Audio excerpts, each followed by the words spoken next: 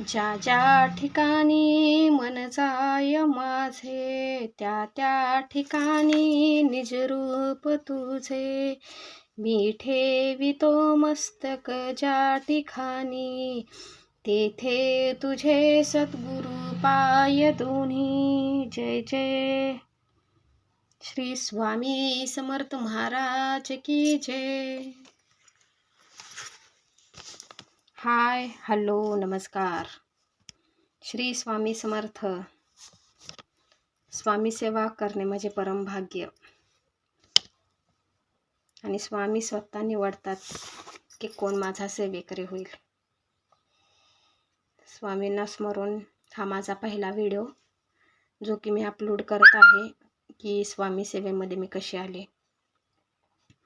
स्वामी सेवा सांगणारी आमची काकू ही माझी तिसरी व्यक्ती होती.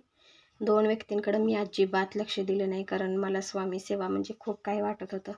पण जसं काकूच्या घरी आमच्या गेले आणि तिथं स्वामींची मूर्ती पाहिली आणि मला रडू आली. आणि स्वामींना जसं काय आमच्या काकूंना सगळं रडत सांगत होते, स्वामींना आणि आमच्या काकूला माझं दुःख सगळं मी रडून रडून सांगत होते.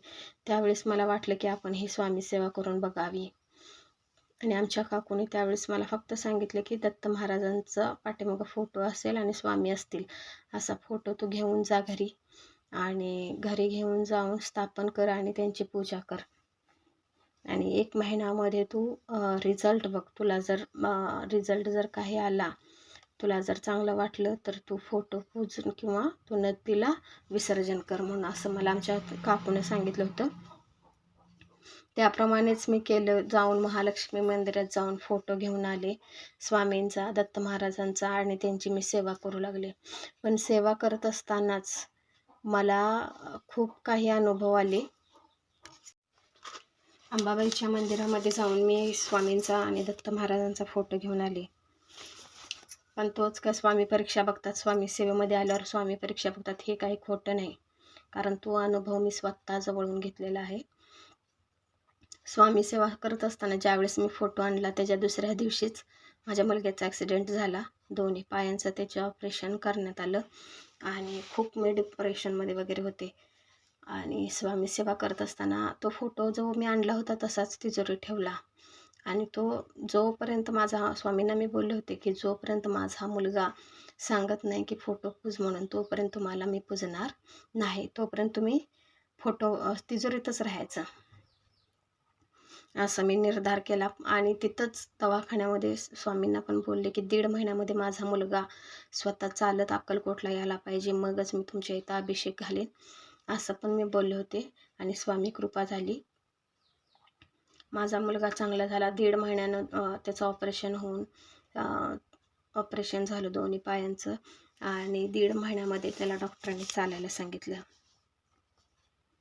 पण स्वामी सेवा करत असताना ज्यावेळेस मी हॉस्पिटलमध्ये होते, जवळजवळ 8 ते 10 दिवस आम्ही हॉस्पिटलमध्ये होतो. आणि हॉस्पिटलमध्ये असताना की मुलग्याचा फोनवरती इंस्टाग्राम त्यानं सकाळी ओपन केला आणि इंस्टाग्रामवरती मेसेज सकाळी आला की स्वामींचा की ही बाळा तुझी वाईट वेळ आहे आणि ही वेळ तुझी निघून जाणार आहे आणि ही वेळ निघून जाणार आणि तू जो मनात निश्चय केलास तो तुझं गोष्ट पूर्ण होईल, तुझं काम पूर्ण होईल. असं ज्यावेळेस त्याला मेसेज आला सकाळी सकाळी बरोबर 7 वाजता, त्यावेळेस माझ्या मुलग्यानं म्हणला, मम्मी तिजोरीतला फोटो आपण कधी पुजायचा, ही स्वामी कृपा झाली ना, आणि तिजोरीतला फोटो कधी पुजायचा, असं म्हणल्याबरोबर मी त्याला सांगितलं की आपण दसऱ्याला त्यांचा फोटो स्थापन करायचा. आणि तसंच केलं. मुलग्याला मी घरी घेऊन आले आणि दसऱ्यामध्ये नवरात्रीमध्ये स्वामींचा फोटो मी स्थापन केला, फोटो स्थापन केला. आणि अक्कलकोटला आम्ही गेलो लगेच. अक्कलकोटला जाऊन सगळ्यांचे पाय, आम्ही ट्रिप काढली होती, फॅमिली ट्रिप, त्याच्यामध्ये सगळ्यांचे पाय सुजले होते पण माझ्या मुलग्याचे पाय सुजले नव्हते. आणि जवळजवळ गाणगापूर, तुळजापूर, पंढरपूर, अक्कलकोट, विजापूर ही ठिकाणं आम्ही निवडली होती. आणि ठिकाणं निवडत असताना माझा मुलगा ज्या त्या वेळेस 2.5 तास 3 तास रांगेत उभा राहूनसुद्धा त्याच्या पायाला काही त्रास झाला नाही. आणि सगळ्यात महत्त्वाचे त्याचे पायसुद्धा सुजले नाहीत. अक्कलकोटला आले तर संकष्टी होती, त्यामुळे अभिषेक काय आम्हाला घालणं शक्य झालं आणि पावती फाडली आणि अभिषेक पूर्ण केला. आणि परत मी आहे तसं स्वामींची सेवा करू लागली. सेवा करत असताना खूप सारे म्हणजे पहिल्यांदा मी एकच माळ जप करत होते आणि नंतर मला त्याच्यामध्ये गोडी वाढत वाढत गेली. आणि गोडी वाढत वाढत गेली. नंतर मी 3 अध्याय वाचायला लागले. परत 12-11 माळी जप करायला लागले आणि स्वामींचं मी प्रत्येक वेळेस जे काही मला येईल, मला जसं जमेल तसं मी स्वामी सेवा करत गेले. आणि अक्कलकोटला ज्यावेळेस मी गेले होते त्यावेळेस स्वामींची ही मूर्ती जी तुम्ही आता बघताय ती मूर्ती मी आणली होती आणि ती आमच्या मम्मीने घेऊन दिली. कारण आमच्या मम्मीचं नाव राहील म्हणून मम्मीला मी बोलले होते की तू मूर्ती घेऊन दे म्हणून. आणि ही मूर्ती जी आहे ती स्वामींची जिवंत मूर्ती असल्यासारखा भास अक्कलकोटमधून घेतली. आणि त्याच वेळेला ह्या पादुकासुद्धा मला अक्कलकोटमध्ये गाभाऱ्यात मिळाल्या आणि ह्या पादुकासुद्धा मी घेऊन आले. पण ह्या पादुका घेऊन आले त्याचं एक वेगळंच. ह्या पादुका घेताना आमचे मिस्टर माझ्यासोबत भांडत होते. कारण का 1100 रुपये द्यायचे आणि पादुका घ्यायची कशाला, इतकं काय करायचं आहे. तरी पण मी ऐकलं नाही आणि पादुका घेतल्या. कारण आमच्या काकूंच्या घरात पादुका आहेत आणि ह्या पादुका घेतल्या आणि घरी आले. तर मग नंतर एकेकांना आमच्या मिस्टरांना कळाले की एकेकांना 20 वर्षांनी एकेकांना 25 वर्षांनी पादुका मिळाल्या. आणि आपलं परम भाग्य की आपण पहिल्यांदाच अक्कलकोटला गेलो आणि आपल्याला पादुका आणि स्वामी पण आले आणि पादुका पण आल्या. हा आमचं खूप छान असं अनुभव होता तो. पण सगळ्यात महत्त्वाचं मूर्ती स्थापन केली मी. आपले रामलल्ला, अयोध्याचे रामलल्ला ज्यावेळेस मूर्ती स्थापन झाली त्याच दिवशी मी घरात मूर्तीची स्थापनासुद्धा केली. म्हणजे इतके सारे योग सगळे जुळून आले, कसे काय ते काय मला माहीत नाही. आणि इथून पुढे म्हणजे जसं आमची काकू सांगत गेली तसं मी सेवा करत गेली, स्वामी सेवा. आणि त्याच्यामध्ये स्वामी सेवा करत असताना काकूनं पण भरपूर काही आम्हाला सपोर्ट केला, माझ्या मुलांनी सपोर्ट केला. आणि सगळं करत असताना आत्तापर्यंत आम्ही मला जवळजवळ 2 वर्ष झाले मी स्वामी सेवा करते. पण स्वामी म्हणजे इतके आमच्या घरचे झाल्यात ना व्यक्ती की काय सांगण्याजोगं नाही. दुसरा अनुभव म्हणजे स्वामींनी मला काकूनं आमच्या सांगितलं की गुरुचरित्र कर. मग मी ठरवलं गुरुचरित्र करूया म्हणून. गुरुचरित्र करायचं होतं आणि कसं काय करायचं. मग मी कोटीतीर्थला गेले आणि तिथून गुरुचरित्राचं हे आणलं, ग्रंथ आणला. तो ग्रंथ आणला आणि गुरुचरित्र करायचं मी ठरवलं. गुरुचरित्र करत असताना मला सांगितलं होतं की तुला काय ना काहीतरी अनुभव येईल. मग मी ते सगळं गुरुचरित्र केलं, वाचलं आणि पहाटेची 3 वाजता उठून वाचायची, देवपूजा वगैरे सगळं आवरून.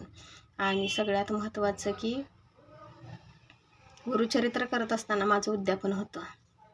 7व्या दिवशी मी उद्यापन करायचं ठरवलं. दत्त जयंतीला मी गुरुचरित्र केलं होतं आणि उद्यापन करायचं ठरवलं. उद्यापन करायचं ठरवलं. जसं मी यूट्यूब बघत होते की पारायण कसं करायचं, काय करायचं, त्याचे नियम, अटी वगैरे सगळं यूट्यूबमध्ये बघितलं. आणि त्याच्यामध्ये एक सांगितलं होतं की तुम्ही उद्यापन करताना तुमच्या दारामध्ये कोण ना कोणतरी येतील भिक्षा मागायला. त्यावेळेस त्यांना तुम्ही काय ना काहीतरी द्यायचं म्हणून असं सांगितलं होतं. पण एवढं माझ्या डोक्यातच आलं नाही की स्वामी बाबा खरोखर आपल्या घरी येतील.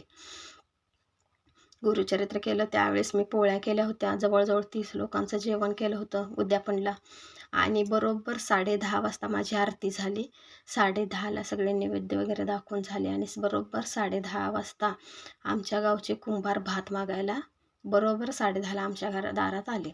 आणि माझ्या ते लक्षातच आलं आणि ते पुढं गेले आणि मी परत त्यांना बोलवून घेतलं. गाईला निवद चारायला गेले तोपर्यंत परत मागं बोलवून घेतलं आणि त्यांना बोलवलं या तुम्ही जेवून जावा. तर मला म्हणले नाही माझी ही टायमिंग नाही जेवायची बाळा. मग तरी पण आम्ही त्यांना जेवायला वाढलं. मग मला म्हणले स्वामींचा प्रसाद मला मिळाला हे माझं परमभाग्य. त्यांचा काय असेल तो मानपान केला, टावेल टोपी वगैरे देऊन त्यांचा मानपान दिला. आणि ज्यावेळेस ती व्यक्ती कुंभारांची जेवून गेली तिथून पुढं माझ्या सगळ्या पंक्ती पडल्या.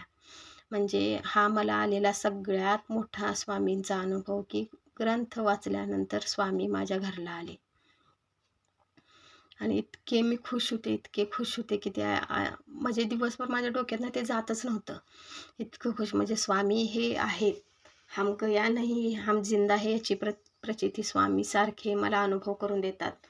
आणि स्वामी सगळ्यात महत्त्वाचं स्वामी घरामध्ये विराजमान व्हायच्या आधी माझ्या पंक्तीमध्ये विराजमान झाले होते. तो पण व्हिडिओ मी शॉर्ट अपलोड केलेला आहे, तो तुम्ही बघू शकताय. आणि सगळ्यात महत्त्वाचं इथून पुढचे जे अनुभव आहेत ते तुम्हाला मी सांगत जाईन, शेअर करत जाईन. तर त्याच्या आधी तुम्हाला नोटिफिकेशन मिळण्यासाठी माझे चॅनेल लाईक करा, शेअर करा आणि सबस्क्राईब करा. Thank you so much. Shri Swami Samarth. जय जय स्वामी समर्थ.